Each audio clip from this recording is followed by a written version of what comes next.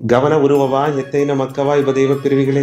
ತ್ರೇತಾಯುಗನೋಗೆ ಶ್ರೀರಾಮುರನ ಅವತಾರ ಕಾಲಘಟ್ಟದೋಗೆ ಶ್ರೀರಾಮುರು ವಾನರ ಸೇನೆ ಕೂಟಿಂಡು ಲಂಕೆಗೆ ಹೋಪನೆ ರಾಮೇಶ್ವರನೋಗೆ ಸಮುದ್ರ ದೇವನ 3 ಜನ ವೇಂಡಿ ಸಮುದ್ರವ ಕಡುದು ಲಂಕೆಗೆ ಹೋಪುದುಗ ದಾರಿಯ ತೋರ್ಚಿವಿ ಎಂದು ಏಗುನೆ ಸಮುದ್ರ ದೇವರು ಕಲ್ಲುನೋಗೆ ಶ್ರೀರಾಮ ಎಂದು ಬರುದು ಅದನ್ನ ಸಮುದ್ರ ಇಡುನೆ ನಾ ಅದನ್ನ ಮುಂಗಾದಗೆ ತಾಂಗಿನೆ ಅದುಗ ಮೇಲೆ ನಿಂಗ ಕಲ್ಲುನೋಗೆ ಪಾಲವ ಕಟ್ಟಿ ನಿಂಗ ಲಂಕೆಗೆ ನಡೆದೂನು ಹೋಗಾಕು ಶ್ರೀರಾಮಚಂದ್ರ ಪ್ರಭುವೇ ಎಂದ್ರು.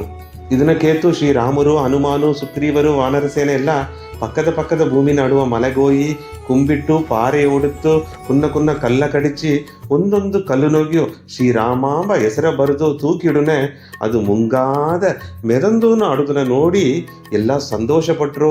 ವಾನರ ಸೇನೆ ಎಲ್ಲ ಆಡಿ ಪಾಡಿ ಪಾಲವ ಕಟ್ಟೀನಿದ್ದರು. ವಡಕು ದಿಕ್ಕಿನ ಅಡುವ ಗೋವರ್ಧನ ಮಲೆ ನೆನೆಚಿತ್ತು ಎನ್ನ ಪಾರೆಯ ಒಡುತ್ತು ಕಲ್ಲು ಕಡಿಚಿ ಅಲ್ಲಿಗೆ ಮೇಲೆ ಶ್ರೀರಾಮರನ ತಾಮರ ಪಾದ ಪಟ್ಲೆ ಎತ್ತ ಒಂದು ಬಾಕ್ಯಾಂದು ಅದನ್ನು ನೆನೆಚಿ ಏಂಗಿತ್ತು. ದರಾವದಿ ಇಲಿಗೆಟ್ಟ ಬಂದು ಎನ್ನ ಮಲೆಯ ಪಾರೆಯ ಒಡುತ್ತೂನು ಹೋಗಾರ ಅಂದು ವೇಂಡೀನಿಬ್ಬನೆ ಅದನ್ನ ಮನಸ್ಸುಗೋಸು ತುಂಬಿದ ಗಮನವೇ ಉಣರ್ದ ಶ್ರೀರಾಮರು ರಾಮೇಶ್ವರನ ಇದ್ದುಂಡು ಮನಸಾರ ಗೋವರ್ಧನ ಮಲೆಗ ಒಂದು ವಾಕ್ಯ ಕೊಟ್ರು.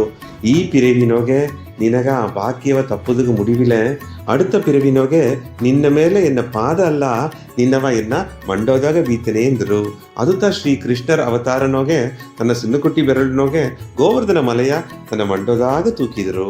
ಹುಲ್ಲ ಮುಟ್ಟಿಲಿಯೂ ಹೂ ಆಗಿಲಿ, ಕಲ್ಲ ಮುಟ್ಟಿಲಿಯೂ ಕಾಯಾಗಲಿ, ಬರ್ಲ ಮುಟ್ಟಿಲಿಯೂ ಹಚ್ಚಾಗಿಲಿ, ಹೊನ್ನ ಮುಟ್ಟಿಲಿಯೂ ಸಿದ್ಧ ಆಗಿಲಿ ಎಂದು ಆಶೀರ್ವಾದ ಮಾಡುವ ಧಾರಾಳ ಮನಸಕಾತಿಯ ಮಕ್ಕವೇ ನಾಯಿಗೆ ತುಂಬಿದ ಗವನ ಸ್ವಾಮಿ ಶ್ರೀ ರಾಧಾಕೃಷ್ಣ ಲೀಲೆಯ ಪತ್ತಿನ ಹೇಗಿನೆ ತುಂಬ ಸಂತೋಷ ಪೂರ್ಣ ಆಶೀರ್ವಾದ.